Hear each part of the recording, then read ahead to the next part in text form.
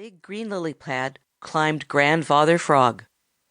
If Peter had stared before, he doubly stared now, eyes and mouth wide open. Grandfather Frog was looking his very best in his handsome green coat and white and yellow waistcoat. But Peter had hardly noticed these at all. "Why, you're all mouth!" he exclaimed, and then looked very much ashamed of his impoliteness. Grandfather Frog's great goggly eyes twinkled. He knew that Peter was very young and innocent and just starting out in the great world. He knew that Peter didn't intend to be impolite. "Not quite," said he good-naturedly. "Not quite all mouth, though I must admit that it is of a good size. The fact is, I wouldn't have it a bit smaller if I could. If it were any smaller, I should miss many a good meal, and if I were forced to do that, I am afraid I would be very ill-tempered indeed. The truth is, I am very proud of my big mouth. I don't know of anyone who has a bigger one for their size." He opened his mouth wide, and it seemed to Peter that Grandfather Frog's whole head simply split in halves. He hadn't supposed anybody in all the Great World possessed such a mouth. "Where did you get it?" gasped Peter, and then felt that he had asked a very foolish question. Grandfather Frog chuckled. "I got it from my father, and he got his from his father, and so on, way back to the days when the world was young and the frogs ruled the world," said he. "Would you like to hear about it?" "I'd love to!" cried Peter. So he settled himself comfortably on the bank of the Smiling Pool for the first of many, many stories he was to hear from Grandfather Frog. "Chug-a-rum!" began Grandfather Frog. You know, he always begins a story that way. "Chug-a-rum!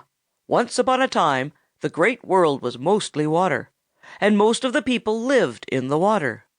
It was in those days that my great-great-ever-so-great-grandfather lived. Those were happy days for the frogs. Yes, indeed, those were happy days for the frogs. Of course, they had enemies, but those enemies were all in the water. They didn't have to be watching out for danger from the air and from the land as I do now. There was plenty to eat and little to do, and the frog tribe increased very fast. In fact, the frogs increased so fast that after a while there wasn't plenty to eat. That is, there wasn't plenty of the kind of food they had been used to, which was mostly water plants and water bugs and such things.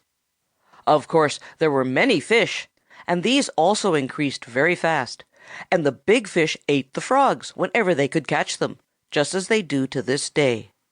The big fish also ate the little fish, and it wasn't long before the frogs and the little fish took to living where the water was not deep enough for those big fish to swim, and this made it all the harder to get enough to eat. The mouths of the frogs in those days were not big. In fact, they were quite small. You see, living on the kind of food they did, they had no need of big mouths.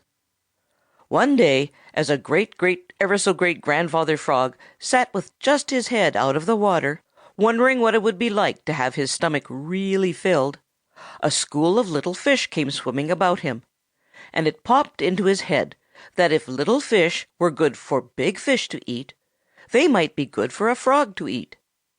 So he caught the first one that came within reach, and he found it was good to eat. He liked it so well that after that he caught fish whenever he could. Of course, he swallowed them whole. He had to, because he had no chewing or biting teeth. Now, the frogs always have been famous for their appetites, and Grandfather Frog found that it took a great many of these teeny-weeny fish to make a comfortable meal. He was thinking of this one day when a larger fish came within reach, and almost without realizing what he was doing, Great-grandfather snapped at and caught him.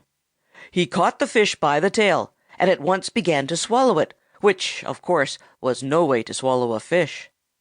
But Grandfather Frog had much to learn in those days, and so he tried to swallow that fish tail first instead of head first. He got the tail down and the smallest part of the body, and then that fish stuck. Yes, Sir, that fish stuck. The fact was,